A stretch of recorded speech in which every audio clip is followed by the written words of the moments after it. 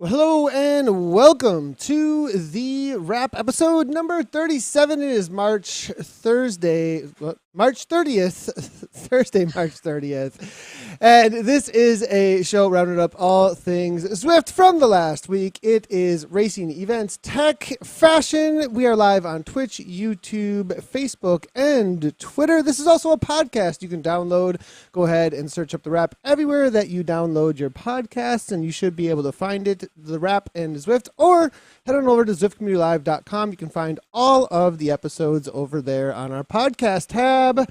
Today on the Wrap episode number 37, we are talking about what we've been up to for the last week. We're going to be, as usually, we're going to be talking about the women's Zwift Roubaix. We're going to talk about group chat and something about vigilante justice. That's Anna's topic. I don't know what that one's about here. And then we've also got an update that came out earlier this week to Zwift Power with a new category enforcement system, which is pretty interesting. Our guest today is Matt Janssen. He's one of the founding members of Sisu Racing, which has been an awesome force in the community for events and racing. We'll talk to them about what is going on with Sisu. And obviously, we've got our jersey picks, as you can see, level 60, as well as the Mellenstein wheels. Let us know what you think about them. Rate them 1 to 10 in chat, and we'll talk all about our opinions of them. So let's get right on into it. I'm Nathan Guerra. Obviously, I didn't introduce ourselves either. Nathan Guerra, Anna Russell. No, I didn't. I skipped on who cares who we are? We're just the talking heads here. Exactly. But if Nathan is looking a little awkward in his chair, he has self-diagnosed himself. Does it look awkward? I think a little. It's definitely bit. your right arm. I had difficulty setting up my green screen, if you can tell back here too. Stop moving it. Stop moving. So I'll let everybody know what happened, because they're probably like, what is she talking about if they haven't been watching my Instagram? Well, I don't know how specific it happened. You have to fill us in on that. But a self-diagnosed fractured collarbone is what Nathan does have. But everyone, including myself, are like, maybe you should go get an x-ray on that. Just check it's, not like worse than you think. But how did you, because you're at Moab, and I saw it looked pretty damn cold. How it was mainly a cold issue. See, I can do this. Do you see that? I just did this and adjusted for my wacky hair. So, okay. So anyways, it really comes down to, it was really, really cold, unnaturally cold for Moab this time of year. We went down to do Moab's Rocks, which is a 3-day stage race. The first stage was literally neutralized / canceled because there was snow and ice up on the mountain, where it's usually 50 degrees, 50, 60 degrees Fahrenheit. It was negative. It was 24 degrees at the start line. It was insanely cold when we got up. We go out there, and so the first day of the stage race, they said it's neutralized. There will be no timing. We're not making people race on snow and ice. That's not happening. Nobody came with fat bikes, etc. So went out for a group ride with a lot of guys I hadn't seen in a long time, and made some new friends, which was really cool. And then the next day, it was in a lower elevation area, so there wasn't as much snow, at least on the course. There was no ice or anything, but it was still at the start line. It was 28 degrees Fahrenheit, below freezing. I look around and I'm like, they all look like they're going to a beach party. What is going on? And so I kind of overdressed a little bit, but no matter what I do, unless I put on winter gloves, which weigh who knows how much and hold sweat. So I put on these pretty nice, they say 35 to 50 degrees Giro gloves, and then they even put some extra mitts underneath them. As soon as we hit the downhill, my hands froze. And it was essentially a climb for a while. You gain, 2,000 feet elevation and then downhill. And as soon as they just completely froze, and we're talking this course, and everybody who is there that's top XC pros in the nation are this course pushes and I've never ridden this course. I didn't know what I was getting myself into. I'm very good technically. In my opinion, it's not an issue with whether or not it was too technical for me. It was more of an issue of I got too cold to feel my handlebars anymore, and they disappeared to me. And so and it was right as I was getting dropped through some technical stuff because of it. And so I was like pushing the limit, lost my brakes, didn't know where they were. And I mean, there was some like lip with like an upright after it. I went down into it probably at like 25 and did just a full on OTB. Yeah, like it was pretty. When I went over, I was wondering how, like it was one of those moments like, how hurt am I? What is going to happen with my life from this moment forward kind of like moment, no. you know? Yeah. But immediately I felt like a pinch. And I was like, oh, it's a collarbone. I was really mad because I was like, how long am I going to be out for? Like immediately I started thinking about like all the consequences of it. But anyways, yeah, walked around with that kind of like pinched collarbone feel. You always like see people when they break it on. Yeah. And then went back and Gabby was done with her race. And, you know, we're like, well, I guess we're going home. That's our next option. Oh, so no. it's okay. Actually, like it was actually a really great trip in a lot of ways and learned a ton, met a lot of cool people and got to know what Moab's all about, see a lot of areas. And we also got to visit my daughter, who's in Colorado at SS Park, so that was really cool as well. So, anyways, nice. SS that's Park, what I've been up to. Where the Shining houses from the movie. Is that really where that is? I didn't even know that actually. Yeah. I went and visited that. Yeah, I rode my bike up to there. It was awesome. What? I think. So now we couldn't go up there. I think because it's just nothing but snow right now. I think. Yeah, like if it's that's way where up there. they filmed The Shining. Yeah. I had no idea. My daughter's been there for school for like almost a year, and I had no idea. But I will actually have a question. I listened to a podcast yesterday, and they were talking about the Elbsa Cape Epic, like the stage race over in Elbsa, yeah.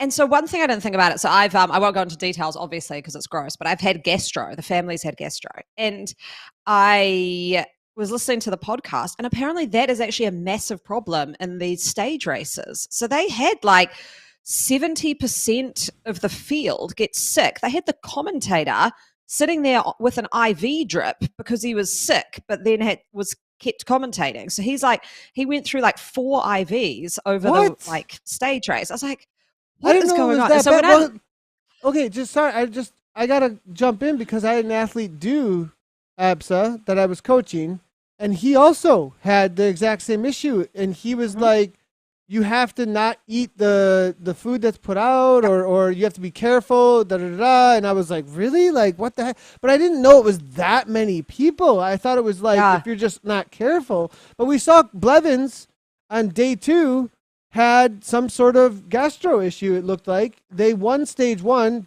Chris Blevins and Beers won the whole thing, but they got a 7-minute deficit on the first stage after the prologue, and then had to come back and fight back after that from having a sick issue like you're talking about. Yep. And Nino Schurter's wife as well had something. So anyway, I listened to that and just thought, I don't think I will ever do a mountain bike stage race.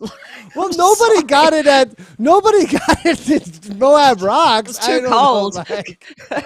Killed all the bugs. It was too cold. Well, okay. But you can kind of see, like, I think they kind of talk, it's a science podcast, so they're kind of talking about the science behind it. So go take a listen. I think it's like the science of sport or something. But it did show like the amount people get immunosuppressed when they're doing back to back days of eventing. So I even know my husband, who rode from the top of New Zealand to the bottom, it took like 2.5 weeks. It was like 300K a day.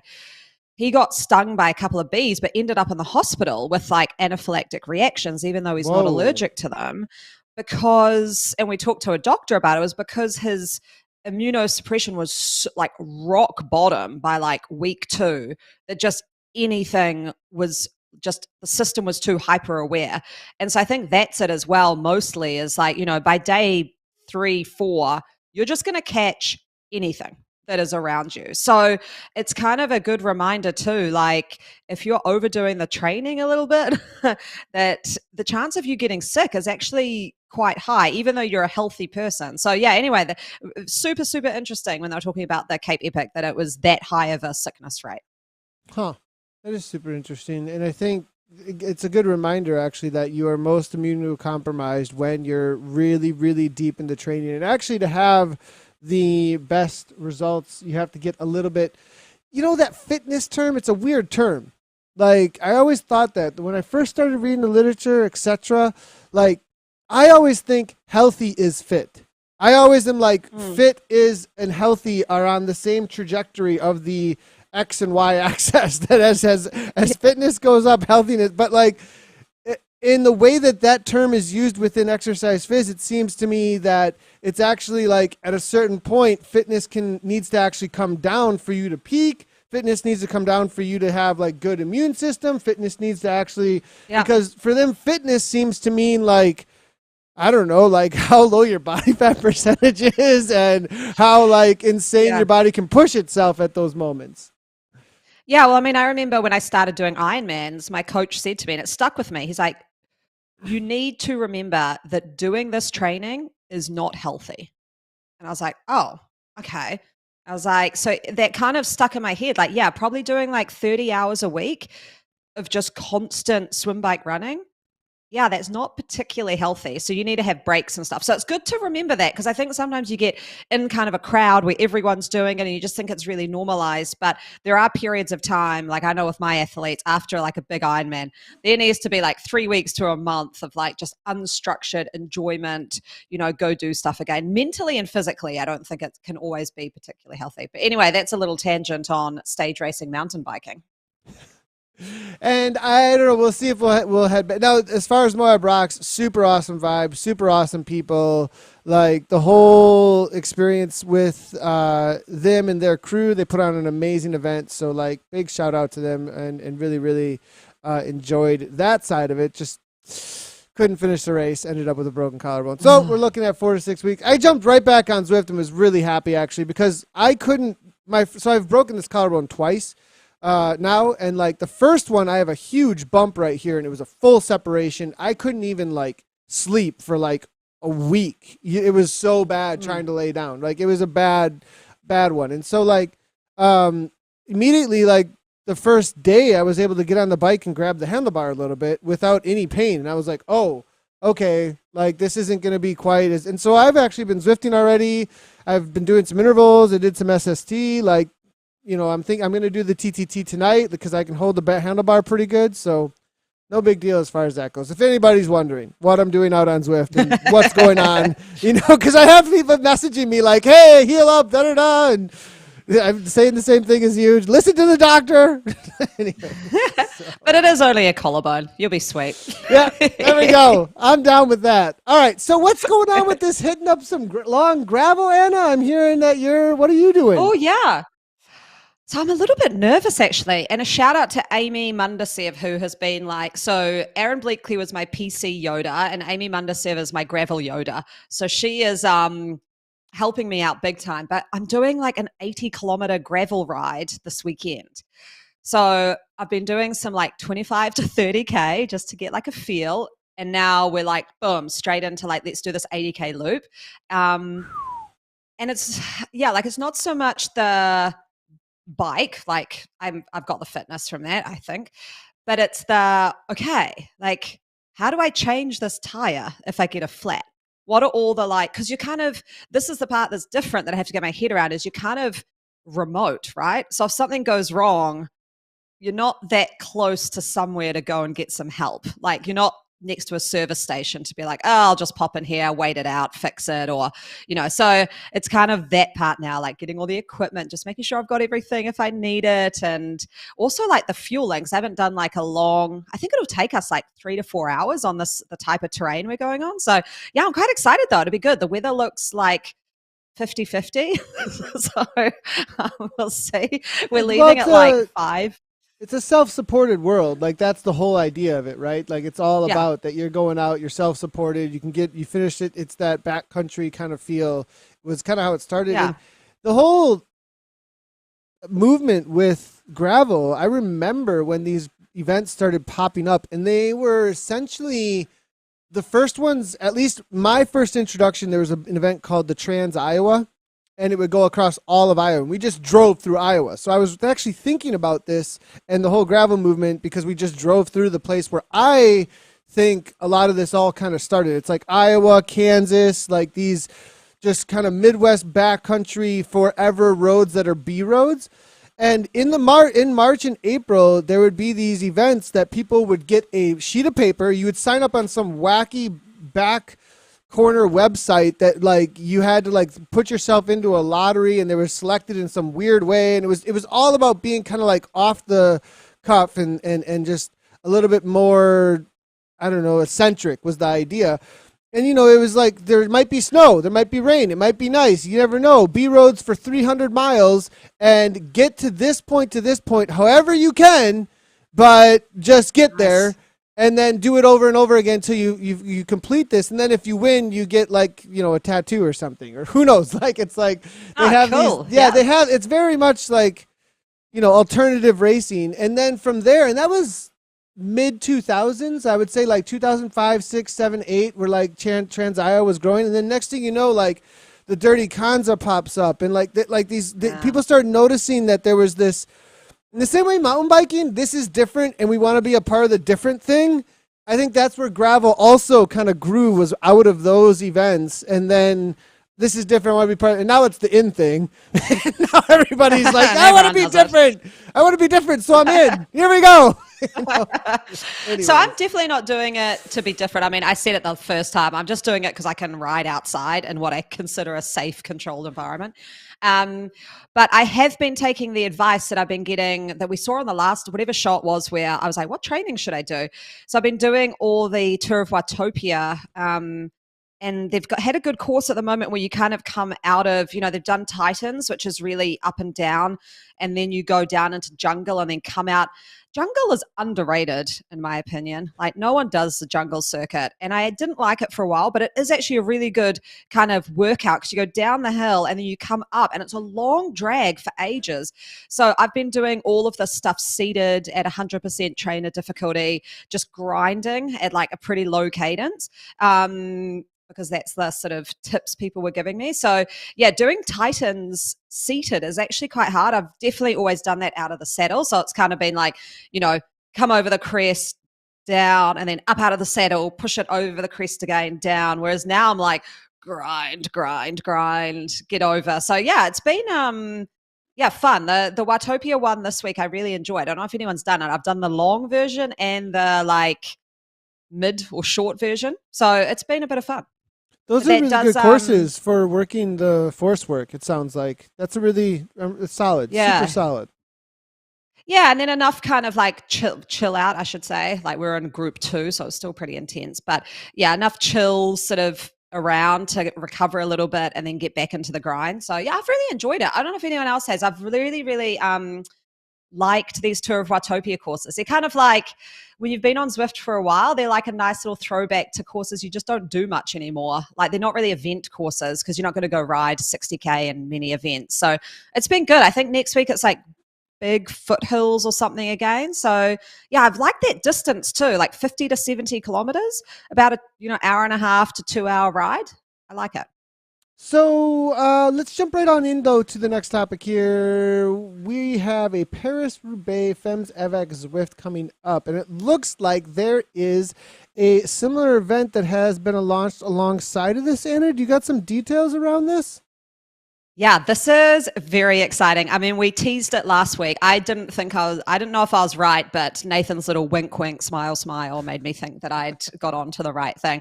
As soon as I'd seen that Fondo released of 145K, I was like, well, the Paris-Roubaix Femme is like 145K. Like, they've got to be doing something alongside it. And they are. So awesome. Not so awesome for me, but kind of, as I'm away for the holidays. So I will not be able to do it, which I'm really gutted about. But it's April 8th, and there's 4 different time options. So go check out the Zwift Insider article, or just search Zwift Paris-Roubaix 2023, and you'll see sort of some info. But yeah, so it's the 145.5, I think, kilometer course around France. They're going to be running these 4 events as sort of a celebration on the same day that Paris-Roubaix will be happening in real life. So you could sort of ride and watch, or you could race it, or you could do it whatever way you want. But also in the month of April, the race series is around cobbled classics. So there's sort of that element that they're bringing in as well.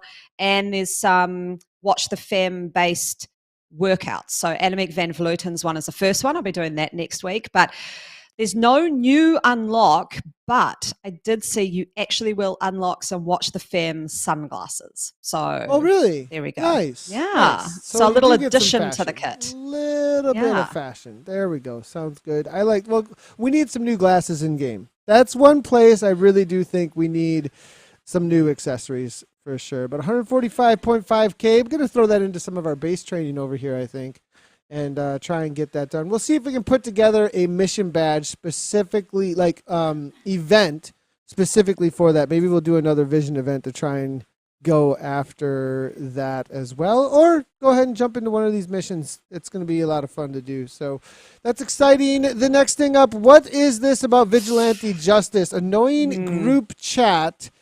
What are you doing, Anna? This isn't something I would expect from you. Like, what's happening here? Okay. I was really sort of hesitant to put this in the show notes because I was like, this will split people either way. And I know Agansky from Saris was interviewed by Chris from Zimmunique on a podcast. Go back and listen to it. So it was really, really good. But there was one part that I disagreed with Agansky. I'm really not saying that right. And it was around and he's open about it, so go have a listen. But he'd been banned for group chat that he'd had. Like he was writing in a ride and maybe someone flagged him. I have no idea. But for some reason, what he was saying was inflammatory to some people. And he got banned for a period of time. So I kind of listened to that and I was like, I kind of agree a bit that like maybe not a ban, but maybe like, maybe don't be saying that stuff in a group ride, like some of the things. But then I was like, man, maybe I'm just really like an old woman here and would take things too personally. And anyway, I was like, maybe I should be a bit like not so worried with group chat. But I was on this ride. It was one of the Tour of Watopia rides. So, it's open chat. And I know people say just turn the chat off. And I'm like, I know, but then I miss out on good chat that I want to see. Like sometimes when you're riding on a bike for 2 hours in a big group, the whole point is that there's chat going on, right? But anyway, I knew when this person first started chatting the group, I was like, oh no, please don't go further downhill. Because it just started off like it was real negative. So, like, oh, these rides are stupid. And I'm like, oh, okay. Like, I'm just like, okay, just ignore that. And it kind of just kept going. And so I just messaged and was like, why are you so grumpy? And so that kind of stopped. And I didn't mean that in a mean way. I was just like, come on, like, don't sit here and complain. It was kind of like we got to the gravel bit and they did that auto bike swap to the mountain bikes. So it was like, all dirt roads on Zwift are like crap. We shouldn't do this. And like, I was like, oh my God, just let it go. Just out of all the swaps, I really like that one the most. Okay. I know. I thought it was go cool. on. Anyway, okay. So that was fine. I just said, like, don't be like, why so grumpy? And then that was fine. It kind of stopped for a bit. That part wasn't the annoying, like the so much annoying part. It then got on to someone was like, my wife just came downstairs and caught me listening to Taylor Swift. I was like, okay. And then someone was like, oh, dude, at least put her on mute and just watch. I was like, yeah. Where is this going? Yeah, gotcha. And I was like, and then it went on to like, just like the red. It turned into a boys' locker room. Yeah. Gotcha. And then and then comments like, oh, it could be Taylor Swift, like Zwift. And I was like, oh, and someone's like, nah, it would definitely be a dude riding. I was like, oh my God, what the hell? Like, it'd be Tyler Swift. I was like, oh my God, this is so annoying. And it's I just ended up turning off the chat after that. And then the ride just kind of took this like feel, like a bit of just and my inflation, So, okay, there's two options. You have three options, it sounds like, right? You have at this point, and this is about like, because the topic that you were talking about is whether or not bans should happen, and that is action that Zwift can take. No, right? not the bans. Not the ban. I don't think it's whether or not bans should happen. I'm just okay. like, I guess I'm just seeking a question. Like, am I being too sensitive here? No, well, I don't think you are. It doesn't. Yeah. And whether or not Okay. you're being too sensitive or not is not really the question. All kinds of people can be certain amounts of sensitive. Like, in my opinion, like that is a subjective thing. how Yeah. how we do this well, not we, but how the platform interacts with communication spaces well is a whole nother topic. And my opinion would be we need more options. Like chat is something that needs, not just from like we want to have fun and like make sure that we can interact with chat in a way that is fun and gives us like the abilities that we want in order to create the communication channels that we need, but also for things like this too, where it's like we kind of need these tools as individuals to make sure that we're only getting the communications that we want and we don't have to just completely turn off chat. And so one of the topics, and this was a topic that was visited I think 2 or 3 times on Zwiftcast as well, was that similar to my first interaction with chat in this kind of way in a MMO was in World of Warcraft. And like, it was a little bit of a learning curve for me up front because it wasn't super obvious, like what was like how you interact with them. But now for me, it's like, okay, /G/this/that or whatever, like on a keyboard from in my head, if I were in that game, goes immediately to certain channels that I want to be in or not want to be in. And that I know I'm communicating in those channels. And so we should have, so for people who are like, what are you talking about? /what, Nathan? So there's specific channels in an MMO that go to specific places that you want to have communication and that you can even set up your own party channel. Like, let's say you create a party of people, right? There's 5 of you in the party and you have party chat and there's only 5 people in that chat. Or you have a block, just you can block one person. Like, I will never hear another communication from that person. Okay, boom, gone.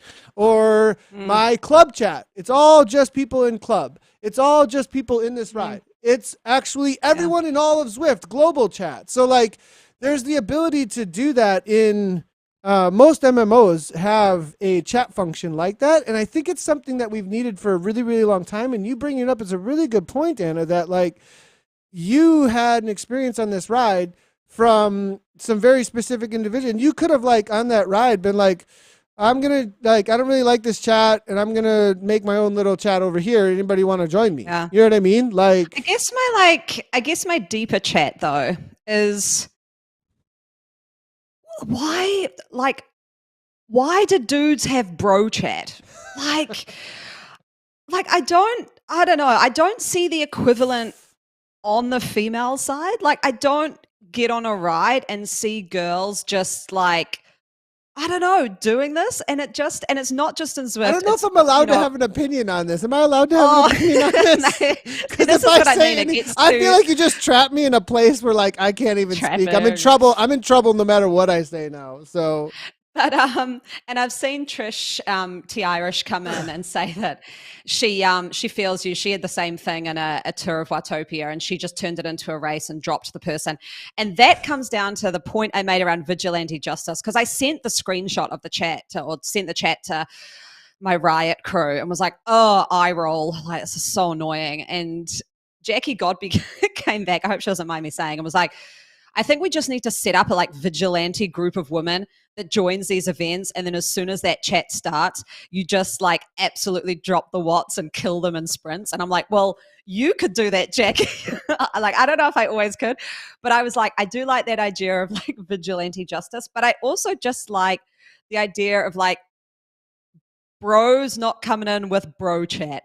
Like when you're about to come in with your bro chat to a group of 200 people, just maybe don't. Like, put it on your Discord chat with your bro friends. And I don't know, or maybe I'm being too sensitive and I just should be sweet with bro chat all the time. But I think the difference is when I ride with my dude friends and the bro chat starts, I'm just like, shut up. Like, you know, and I've known them for years and years. So I can be like, you've reached your line. Stop now, you know? But I can't do that on Zwift because I just can't be bothered.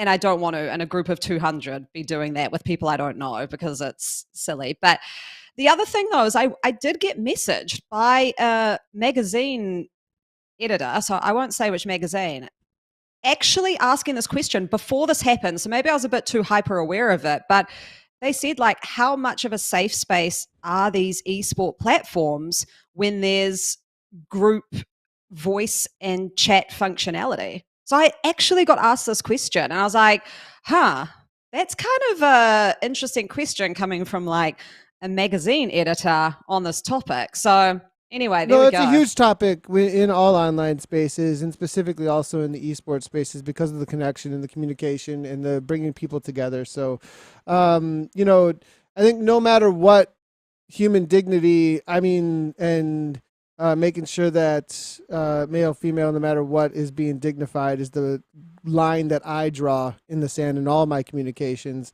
and that we don't degrade people and who they are. So Yeah. that's the line that I draw. And I was always the one in. I mean, I played hockey for most of my high school career at a very pretty high level, and yeah, boys' locker room. I didn't always take well to it either.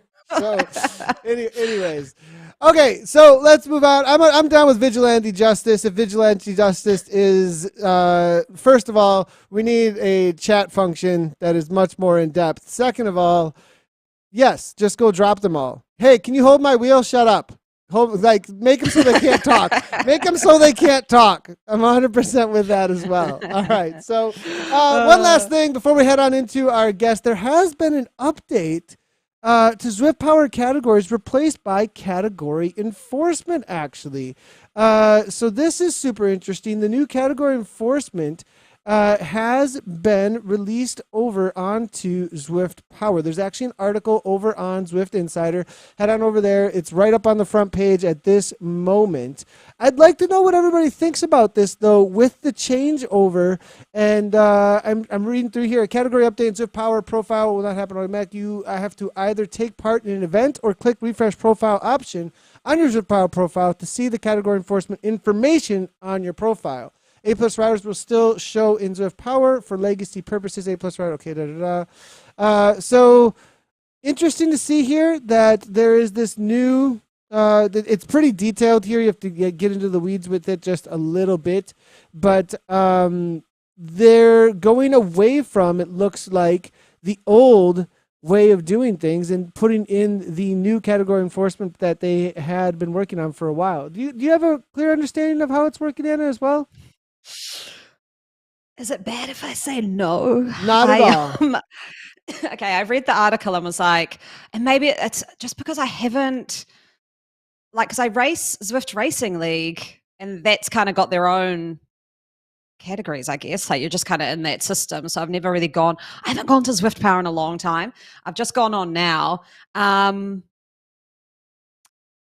don't know. Like, I guess, like, is it when you go into, I know in Companion, I can only enter A or B category if it's a mixed race.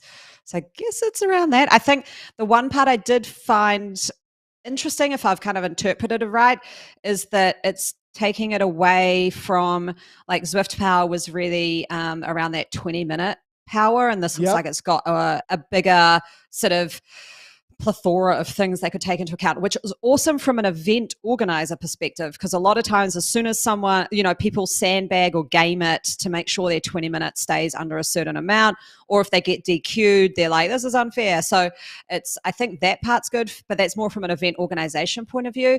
I think if this is a stepping stone in the direction of results-based categorization, then that's cool, because I think this is kind of like a tinkering next step, but I think what everyone's kind of wanting in the future is the results base, which I think they're working on. Yeah, so you jumped to the next part of this for sure, and I'm with you 100%. That's the final thing that Eric at Zwift Insider actually says, is that this is waiting on results-based categorization. For now, category enforcement is a significant upgrade from what Zwifters have used in the past. So, and I'd have to agree with them that it's not just based on this 20-minute power, that it has a little bit more nuance to it. To try and get closer to category enforcement, I think is essentially trying to get closer to what could be the best idea of what the results are going to be, because the 20-minute didn't always just say that. And I think it also keeps people from being able to sandbag as much. And so we've already seen it in game. What's happening now is that it's just moving over to Zwift Power as well and changing the categories as they're communicated on Zwift Power. For those that are wondering, well, what does this actually change? Because we've already saw CE in game. Well, now CE is also over on Zwift Power. So that's the update there, everybody. Okay. Well, that's going to be it for our topics today. Let's go ahead and bring in our guest, Matt Janssen. He is one of the founders of Sisu Racing. It's really great to have Matt on the program here. I was really excited when I heard Sisu was going to be back on the program. I started getting messages over Instagram from Sisu Racing, I think a little bit over a year, maybe a year and a half ago, with a lot of excitement and a lot of momentum into the Zwift world. And from there, Sisu has really taken off to be a great events organizer and team. It's really great to have them back on the program. Matt, how is it going? Good to see you. And it's very early where you're at. Where are you in the world? G'day, Nathan. Hi, Anna. Thanks for the invite. I'm in Hello. Australia, so what is it? 4 a.m. So had a couple of coffees and listened to the chat. It's thanks for the invite. 100%, Matt. Well, Matt, so do you want to just give us a little bit of or we always like to, when we bring somebody on the program, who are you to Zwift? What's your origin story with Zwift as well as with Sisu Racing? Maybe connect those dots just a little bit for us real quickly. Yeah, sure. So I guess as a childhood, the bike was always a big part of my life. It was either a trip down to the deli or on holidays, as long as we were home by dark. Life was good. Um, I got I was on the bike for a big part of my life, and then ran for probably 10 years because it was just a lot easier to travel with a pair of sneakers than a bike.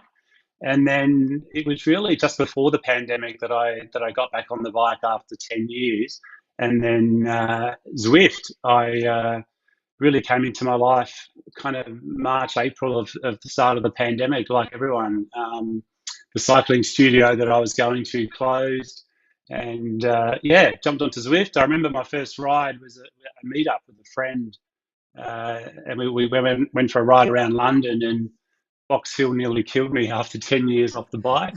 And then you slowly improve, you work it all out, and you start to do some races. You get dropped out of the start. You learn that you have to go hard at the start, and then started to explore and really enjoy the connection with people, and actually made some friends in that digital world. So, Matt, can you then? I know you're one of the founding members of Sisu, and I remember Sisu came onto my radar. I actually distinctly remember it. I was doing a commentary with Nathan and Dave for the TTTs, and I was sitting in a hotel room reading all about Sisu. So, can you give us a little bit of sort of background into how that formed and where you guys are at now?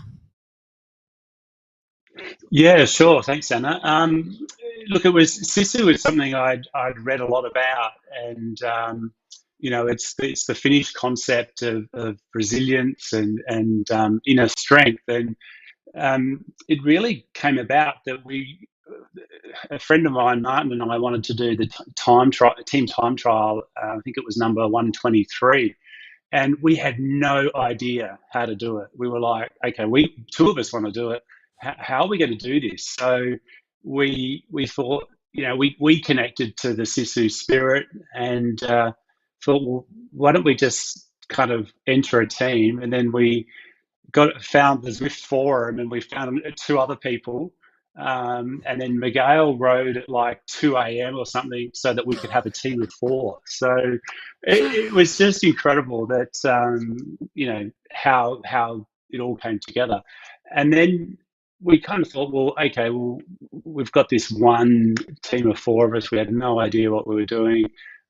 If we were to kind of create a team, what would it be? And we thought that it needed spirit, and just like in life, there's lots of challenges, and we really connected to the spirit of determination, courage, that Sisu is. And then from there, we entered a couple of teams in ZRL. Kind of wrote to Zwift with a proposal, had a kit designed, and can't believe sort of 12 months on, where 40 plus teams racing in ZRL, and kind of Wow. 700 or 800 That's a lot. members from 40 teams. yeah, and look, it's resonated globally. I mean, I had to Google a couple of countries that people have joined from, because it's just incredible that the spirit and our racing spirits kind of have united so many people. So it's pretty incredible. So, that's pretty. I remember right from the get go the TTT was the main introduction. I do remember that with Sisu, and you guys started showing up and like dominating some of the categories, but also this idea of like what your whole ethos was really about was really, really cool. Now, and that kind of gives us a little bit of an insight to your vision, the beginnings, the objective, the uniqueness of who Sisu actually is. Do you want to talk a little bit more about that? Because like that's kind of like how you founded, where it came from, and like what kind of like made a foundation for this team to then grow into the 40 teams across ZRL. But what then is like the vision? Like what are you looking to accomplish through the whole Sisu brand? Yeah, so it was really once we got started, and we did some thinking around, well, what could this be, and who are we? We put together the vision that we wanted to be one of the leading community-led teams. So we've got a amazing group of people that help bring it all together. We recognised that our objective was to really create a race team experience. So we wanted it to be fun and rewarding for people, and we wanted to add to the already amazing Zwift racing calendar. So we felt that we don't want to just ride on the platform. We wanted to bring a spirit to it and add value to the community, because it is such a wonderful community. And we think our uniqueness is the spirit in which we race, but also that we just come together and we celebrate the uniqueness of each other. And that really inspires brilliance, connection, and our vision of enabling human connection and unlocking people's athletic performance. It's been a great little thinking sort of phase to say, well, who are we? And we think we've kind of clearly articulated that, and it's resonating with people. Yeah, I want to really quickly show awesome. this, and I just want to show the like a little bit of who they are. I mean, it's like you've really put this together and written it down, and like once you put something into writing in this kind of a way to say who you are, what you're up to, and make this statement, can people also find? Because you sent me over this PDF for it to give. Oh wait, can I just read that, Nathan? Yeah, go ahead. It was go right ahead. No, just the side bit there, enabling human connection and athletic performance in digital racing worlds. I mean, Matt, I don't know your background. Are you in sort of marketing or branding? Because this just is pulled together so succinctly. It's really nice. Yeah, I had a corporate career in aviation and banking, and a lot of it was translating vision into action. And we kind of really wanted to articulate what it was, and it really came down to enabling the human connection, and that kind of diagram there with the two circles is kind of the convergence of also the digital world and the real world, but also the human connection piece and the performance piece. Yeah, so it's a bit of fun and the thinking behind it, but we wanted to anchor ourselves to that once we developed who we actually wanted to be. Yeah, I love it. And I think further down on that PDF, you talk about you've started, and I think it was relatively quickly, which is kudos to you because I know it takes a lot of organization. You started developing race series. I know you've got a ITT series that you've had going for a while, and you've started a gravel series, which unfortunately, sorry, I was entered for this week, but one of my kids was sick with this bug, so I couldn't do it. But you've got this gravel series going on at the moment, Sisu ITT, Sisu Climb. Yeah. Are you the person behind all of this as well, or is there a bit of a team, and how's this all working, and what's the sort of ethos behind these types of events as well? Yeah, so no, look, I mean, the ideas and we have someone that puts all the imagery together that's way cleverer than I am. But the concept behind the series, we in terms of the ITT was just something when Zwift enhanced, the time trial piece. I'm a bit like Nathan. I've got all these drops, and I want to spend them. So we kind of spend them on a TT bike. Well, let's use them. So we created the ITT series, which is a weekly race. It's midweek and the weekend. So if you miss it during the week, you can catch it up on the weekend. And it's you a race against the clock on your time trial bike. The Sisu gravel actually, yeah, it did launch this week, and I noticed that you were on the start list, Anna. We, a bit like you were talking earlier, I don't cross that kind of part of the world too often in the dirt, and it was like got all these drops. Let's start using it. Let's dust off the gravel bike. It's time to hit the gravel. So it's just flicking in your mind. You're used to doing 40 k's an hour with one of the bots to actually doing. It's okay to go a little bit slower and get dusty, and at the end of your ride, you've done a few less kilometres. But the first race was really successful, and that series continues into April, and then we're going to continue that one. And then there's Sisu Climb, which is on a route every weekend that goes up. And what's unique about this series is the monument stage. If you look at the last stage of each of these races, they're brutal. They're the routes that are often least ridden, and yeah, it's like the Uber Pretzel and those kind of routes. So it's they're not fun. So you really need to draw on your Sisu spirit to get through those ones. And then there's So yeah, we wanted there's to one last bring thing I'm those. seeing here. You have a Sisu tour. That's in addition to all of this as well. Yeah, so last year we did the Sisu tour, and for this year it's back. It's bigger and better. Martin, one of our original members, created that amazing map. So it's basically a tour that we best replicates the men's Tour de France route, with a opening stage by the sea. And then we've got a Queen stage up Lorraine on stage 5, a time trial on stage 6, and obviously finishing on the Champs-Élysées in stage 7. So it's seven stages over the 3 weeks.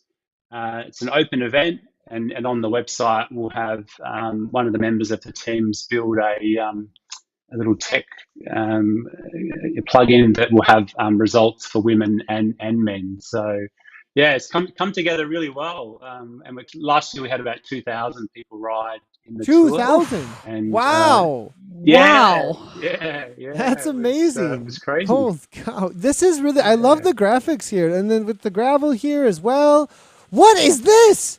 Okay, what is going on here? Ah, Sisu fashion. Oh my goodness. This is like, what?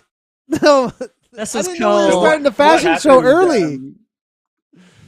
Yeah, what happened was obviously we've got the in-game kit, and then once we did that, the community, our Discord lit up. We want to wear the kit, and so we partnered with Babici in Australia, and then we've added to the in-game kit. There you can see, and there's the Finland gravel kit that a lot of the team are going to be riding the Finland gravel, the inaugural race in June in Lahti in Finland. So we created a jersey for that, and it's Wow. inspired by the green.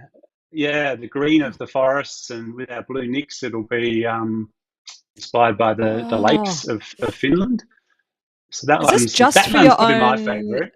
Oh, is this just for your own team, or can people go somewhere and purchase this? Yeah, look, twice a year we open up the orders. So we've actually just the kits are about to land for the new range. But yeah, keep an eye on the website a couple of times a year, and social media we share that people can buy them. But yeah, there's a Pride jersey, there's another one, and then there's my finish isn't great, but the orange one is the Yota leader jersey, which we hope one day we The can traditional. get in game for the yeah. Wow. Okay, Yeah, if I'm going to rate them, oh, I know. You're gonna rate them? You're gonna rate them? Well, Oh, I won't rate them. I'll give my favorite, which may be surprising actually. I think my favorite was. Do you want to bring it up, Nathan? And Yeah. I'll like my eye gets drawn to the Sisu Pride just because I like all those colors. Like I really like the blues and greens together, kind of going to the yellow and orange. That is really cool. But looking. I think I'm going to have to go the gravel one as well. I think I just really like that green. And I actually like it because I'm like, I'd love to actually ride that on my gravel bike. It does sort of make me think forests. And I'm like, yeah, that's cool. So yeah, I'll go the gravel one as my fave as well. I agree with you there, Matt. Yeah, I'm with you on that. Definitely gonna go with the gravel. That's a sick that's these two. I'm with you on the Pride and the Finland gravel are my faves. My faves. The original Sisu popped right from the get go, but the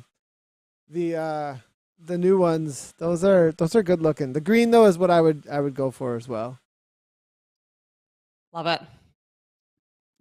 So, well, where can people find all this information? You guys have a website, correct? Sisu.racing, is that right? Yeah. So the website's sisu.racing, and on social media it's at Racing Sisu. And yeah, the website's pretty cool. We engaged a brand specialist out of Melbourne actually to create all of that. So it's pretty amazing. It has all the results, all the information about the team. We've built a training catalogue with some videos and also some workouts. And there's also the shop where there's actually someone created a poster, but also the kit, and obviously all the information and results about the series. The easiest way to join one of the events is joining the Sisu Racing Club in the companion app, and that lists all of the events in chronological order. So it's a great way to find all of the events and the tour. Yeah, it's really I'm getting really quite a well lot of done website. Really well done. A lot of the chats coming in saying the website's amazing. It's so good to see results there. It's very easy to navigate. So good job there. I mean, we're kind of, as you can see, like showcasing the community over these last few weeks and having these founding members come on. And the thing that's coming to me every time is one, the passion, but two, like the smarts people have got behind their teams. Like you go on these websites now, like this ain't no rinky-dink little website. Like these are they're like serious, amazing. These are like serious, properly designed websites. Like it's amazing. So good job, Matt. Because I mean, this isn't your full-time job, but yet it looks like it is. I mean, it's phenomenal. So hats off to you. You've produced something amazing. And I mean, in a very, relatively short space of time. So I'm very impressed. Yeah, I just want to highlight this here really quick. I mean, all the events really well organized. Find the Discord here, see all the event links here. Obviously the shop. I love it that you've got a couple of sponsors jumping on board here as well with the breakaway. And we're seeing, super proper team set up here, obviously. And then also huge support, obviously, of the community. And the community side of things, we're talking a lot about racing. Do you run any group rides or any other ways that are like introductory to who Sisu is in some ways? And then also, we'll go ahead with that first, and then next question. We did try some kind of rides, but we found that they turned into races, Gotcha. like all things. So we've kind of kept to the core that what really unites us is our racing spirit. So, but I have to say, it's nothing better than just jumping on with Coco or whatever, and then we call it Sisu in the wild, where another Sisu rider pops in You see them unexpectedly. So we've kept to the racing in terms of the coordinated, organised events. Yeah. Right on. That's awesome. And then you have an in real life events link, and that was my next question. Is like one of my passions is how do we start connecting?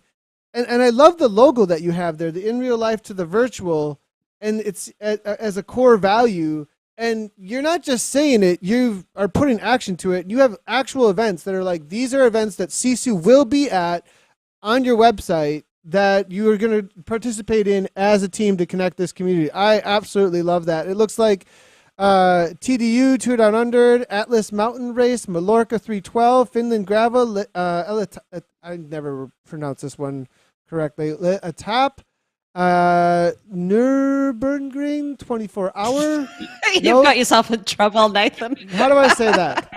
How do I say that one? Your German's not so good. Well, it should be. How did I not say that right? See, this happens in-house, okay? I have like a polyglot in-house who can speak German, Portuguese, and English. And I'm like, I said it right. She's like, no, you didn't. No, you didn't. And Canadian Gravel Championships, you're doing all of those in real life as Sisu. Yeah, it's been pretty amazing. In the Discord, people have, members of the team have actually said, "Hey, I'm doing Finland Gravel. Let's get a team together. I'm doing a Nuremberg 24-hour race. Let's bring everyone together." So we've created in the Discord, we've created a channel for each of those events, because what we found was, yes, we race on Zwift, but we also enjoy the connection and the friendships, and want to do some of these rides together in the great outdoors. So, the Finland Gravel one is a really special one, obviously, because we've got a lot of Finnish members. So I can't wait to see them in the kit in that event. That one's going to be really special. Awesome. Really, really cool. Well, obviously there's a lot going on with you. So you're putting, like Anna says, the amount of management and effort that is going into this is really impressive. And I feel like I'm saying this week in and week out right now. Mm-hmm. Like, what is going? It is amazing the amount of connections that are happening through this. And, for somebody from, and I'm just going to connect this real quickly to other gaming experiences that I've had. There's something special about, quality over quantity comes to mind here, because there might be 10 million people playing Fortnite, but they're not, nothing against Fortnite, but there's something extra special about the sacrifice that's being made together through these physical efforts on the bike that then comes together through these virtual worlds. And it just brings a level of quality that I feel like to the experience of that common sacrifice in a way that has so much meaning, and the results that it has in people's personal lives for purpose, I think, that gives a little bit, not just a little bit, but a lot more efficacy to what you're doing and why you're doing it together. And I think that's a representation here of what I see through Sisu and a lot of the other event organizers, and why so much effort has gone into it to have a really cool impact in the world. And that's one thing that, like, I think Zwift and the community of Zwift have hit on with the nature of what sport is. I don't know, Matt, if you want to talk to that in some sort of way, because it feels like you guys have similar ideas and vision around this blabbering I just did about what we're doing here with Zwift. Yeah, it's a really good point, and I think of my own Zwift journey that it's been incredible and amazing and such an important part of my life. But it was the next phase of it was, I wanted to be a part of something, the team aspect of riding and a community. I felt like I was connected with the Zwift community, but I kind of, you wanted to. That's why I think teams are formed, because people want to, connect with a smaller group that have a common kind of connection, common vision. So it was kind of, now you get the Zwift community, but also, that sense of being part of a team. I think is really important for me personally, and those that have joined the team are saying, that's the kind of connection is the real team aspect of this, and 100%. friendships. Like people have formed friendships, and often, you sit on a race, and you're just looking at the where people are connecting in from and how it all comes together, and they're talking on a Discord race channel. A team of 8 from a time trial has people from 8 countries, and it's these people are creating friendships, and that goes back to our kind of core of enabling human connection, and that's obviously been important, but through the pandemic it was critical. Right on. Well, Yeah, I Matt, love thank it. you. I think Oh, go ahead. yeah, Go ahead, thank you Anna. so much. It's it always is really nice because sometimes I think I'm a bit of a weirdo when I'm like, oh, I feel like I'm really good friends with my Zwift like teammates. But then I hear these stories, I'm like, no, everybody has this feeling of like it's a in real life friendship, but in a game. But it's the same thing with a lot of people. It all comes down to connection. You're completely right. Matt, thanks a lot for jumping on with us. We really, really appreciate it. And I'm really excited, actually, about what I'm seeing here with Sisu Racing. And I'm going to have to jump into a few of these events. And, I've put these in real life events on my calendar now. If not this year, it's got to make something happen where I'm seeing Sisu, because this is pretty cool to see. Yeah, thanks for the invite. And I don't often get up at 3 a.m., but it's been great. And just also, I know a lot of the team are watching, and just wanted to thank them, because a lot of the team helped bring this together. So it's something special in our lives, and thank you for everything that you do as well to bring it all together in the wrap. Heck yeah. Well, we love it, Matt. Thanks a lot, everybody. Check out sisu.racing. Get involved in their events. Reach out to them. Sounds like a lot of information over on their Discord. It seems like a lot of the viewers are already hyped about it. So, Matt, we'll see you soon out on Zwift. Appreciate you getting up real early for us. My pleasure. Have a great day. See ya. Yeah, you too, Matt. Cheers.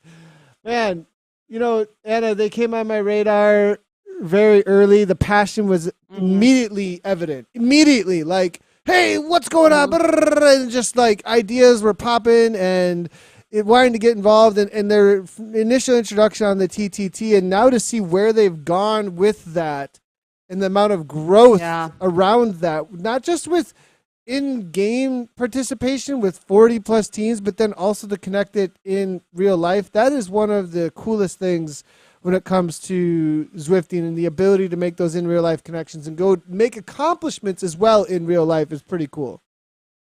Yeah, I think, do you know what's coming through to me? We've chatted with Matt there from Sisu, then we had on the Chasing Tour, we've had on Flamme Rouge Racing, you've obviously got Martin, who came on from WTRL.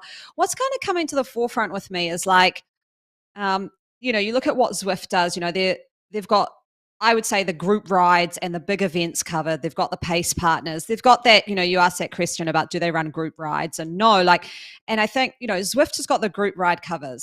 And then I'm sort of like, Zwift, community got the racing. We got it. Like, we're good here. Do you know what I mean? Like, I feel like this racing side, like you go on these websites, they are just amazing. Like, rankings, all of that stuff, from what we saw with Sisu, but also the Chasing tour that we saw last week. I think that the community has stepped up and is providing racing that the community wants. And I think what the community is also doing really well is they're not treading on each other's toes, like there's not a sort of yes, there'll be racing around the tour and some of it may coincide, but a lot of the time they won't put them on at the same times as another community event provider. So the community is kind of self-policing itself and coming out with this amazing calendar of events year round. Like you see what happens where ZRL sort of takes a lot of sort of precedence over that period. But then in the 2 weeks where there's breaks, all these other guys come up and have great racing on at similar time periods. And then now we're on that sort of like off season. There's all the tour kind of events. And I don't know. I just kudos to the community and these organizers who are all doing it unpaid, off their Well, I own mean, back, volunteering. even ZRL though too is originally a community entity, right? Like that's reality as well. And so I also want to, I mean, that's a conversation in esports that's been going on for a long time. What will be the most successful model? Overwatch did their model where it was like all in-house, Blizzard fully owned, and then where is that gone? Dota is completely community owned. Well, kind of Steam supported. Now they kind of pulled back a little bit. You know, like how that whole stakeholder thing interacts is a really interesting thing. And what you're saying there, from what we've seen right now, is allow the community to have the reins to go and do what they're going to do. And the best event organizer is going to prop up to the top because they're super passionate about it and they're going to provide the best product. Well, it seems to be what is happening there. And I've said that from early on, like that should be where the ownership is on it. Exactly. You know, Zwift, make sure we've got good courses, make sure we've got good functionality, and community, you make some epic races. Like, I think that is a nice little distinction there. I don't know, but yeah, it seems to work to me. You know, I see the kind of monthly race series that Zwift has going on, the like Z race series.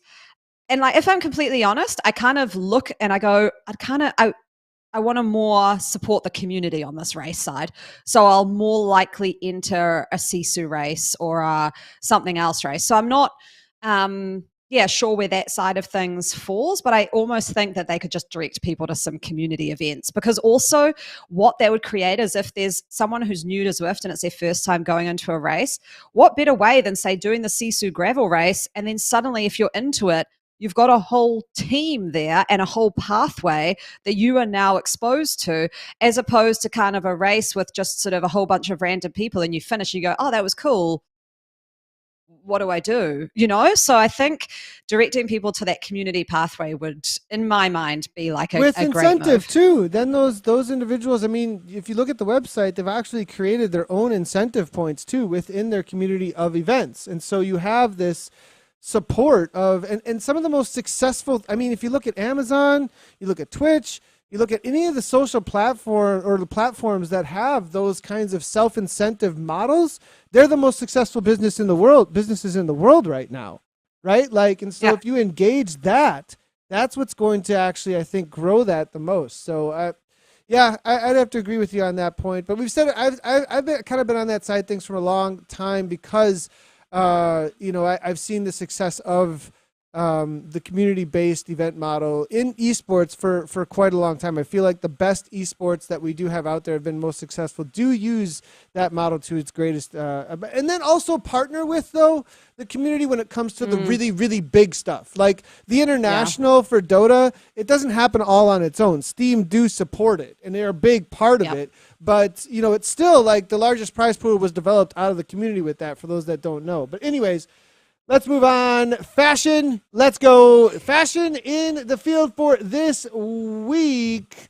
Actually, rating 1 to 10. Level 60. Anna, I thought that this was something that you weren't into, and you've chosen as I thought you didn't like this one. But now it's grown on me with the way it looks. I mean, look at that. I know. So this is a shout out to Joey Lithgow from Team Fearless who sent this to me because she was like, what do you think? I was like, I will shout out that her gloves don't quite match the kit. They're a highlighter yellow as opposed to sort of a banana yellow. So she might want to ditch the gloves. But yeah, I do quite like-ish this kit when it's paired with all its matching components. So the hat, which is not a level 60 unlock. From what I believe, the level 60 unlock is just the kit. So the hat has been unlocked in some other way. It's a backwards cap with the same yellow and black. With the yellow and black Mavic shoes, it looks amazing. Now, she's paired it with the S-Works bike, which has got the yellow on the S-Works. There is a yellow type bike actually in game as well that you can select, so you could go for that. Don't go the Tron because it's the wrong kind of yellow. But yeah, I'd give this kit like a 6. So it's not super high. Yeah, 6.5. Yeah, I go with that. I'm with you on that. I'm with you on that. It's not going to be super, but it matches well. It stands out. It'll stand out, you know, and it doesn't look like, it doesn't look like I don't even like. It's not plaid, so. I know. I just wonder though if the level maybe 70 when they go to level 70, or actually even if they go level 100, could they go a kit that was just all like holographic? So it Yeah, we kind need of like a shimmered Tron and kit or different kinds yeah, of like a Tron Tron kits. kit.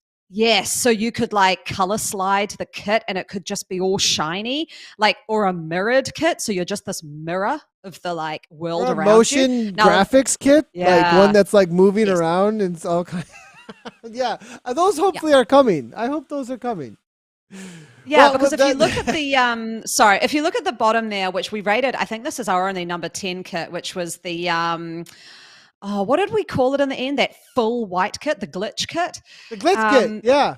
the glitch kit. So that it just is a crazy, like just all a plain color, like nothing on it, just one color. So do that, but like mirrored or holographic, and that will be my next 10 out of 10 kit. So yeah, but level 60 kit, it's okay. It's a 6, but kudos to anyone who's got to level 60. Good job. Look at this, Anna. Somehow these some become all about Anna's situation because she picked the lightweight Mellenstein wheels after she gets the Mellenstein wheels on the Alp. Of course, this is what our garage pick is. I know. I'm sorry, everybody, but I gotta have it on here. I've got to it. This is like, yeah, the Millensteins. It's amazing. I actually had a lot of people respond to that story that I put up that it took me 5 years. It took someone 7 years. And then I had Jen from my team be like, oh, I got them on my first time up the Alp. I was like, oh, are you serious? And if you didn't know, a little trick, which Jackie actually told me, is that now that I've got the Millensteins, if it ever lands on the wheel again, you get like 1,000 XP points. So there we go. So a little bonus there. I've got to go up the Alp 5, 6, 7 more times to get my Masochist badge, which is my very last badge to get. So there we go. Wait, you have to also get the badge in France now. Isn't there a new badge in France? Well, that's a route badge. We'll say that. I'm going to get that one. Route but badges don't like count. Okay, gotcha. Well, my very last, like, whatever non-route badge. I know you're going after the 100K an hour badge. Now, there, Zwift Insider just put up an article about how the best way to get that. Now, I don't want to like burst your bubble, but Innsbruck Descent is not the best way to get Yeah, it. I saw It that. is- I saw that. Yeah. Bologna. And when you were talking about it last week, yeah, I was like, what was that event I did where I got it? Like, I'd already got the badge, but I saw I went over 100K an hour and I kind of got a bit dizzy. And I was like, it was in the Bologna TTT. And they were like, our DS at the top was like, if you want the badge, sprint as hard as you can right now. And so we all sprinted and we're on TT bikes. And yeah, we got the 100K. Boom, but if you got get it. motion sick, be careful because you're like, whoa, like going all around the corners. Yeah, we're gonna have to maybe set up an event on Bologna. Maybe that's how we'll do it. I think maybe that's how we'll do it. We'll see. We'll see. Radio Tower is not for sure though. I think Bologna is the most for sure. We've been to Radio Tower and it was tough to get it on Radio Tower for some people. So yeah, absolutely. If you're too light, sometimes it's a little bit too much. Well, that is going to be it for us today. Besides what we're up to for the next week, what are you doing this next week, Anna? I do want to give a heads up to everyone watching and listening too that next week, remember 1 p.m. CDT. Central Time. So things change. we're going to be an hour later. Yeah. So my clocks are changing and I love doing this, but I don't love getting up at 4:30 in the morning to do it. So it will be an hour later for everybody. What I'm up to, long gravel ride is what I'm doing. So that will be a bit of fun. I actually went quite hard on a Zwift workout last night. I had a group workout, but for some reason there was a Zwift issue and the actual workout hadn't loaded against the event. And so I had to do it off the cuff manual workout by typing and using the like terrain. It's actually really fun. I did like a 2 by 4 minutes like effort and then 4 by 2 minutes and then did a few sprints. So it was pretty fun and I felt all right actually. Those are the hard women's efforts. race. Those are really hard Yeah, efforts. it was good. You're doing them full gas. Yeah, it was fun. Wow. Huh. I I usually use terrain for that. I usually try and find like a hill or something in Zwift to try and like simulate something to go after. And then next week, the women's series starts. So we talked about that a little while ago. And that's actually the Bologna TT. So go get your 100K an hour badge on that. Go get your badge.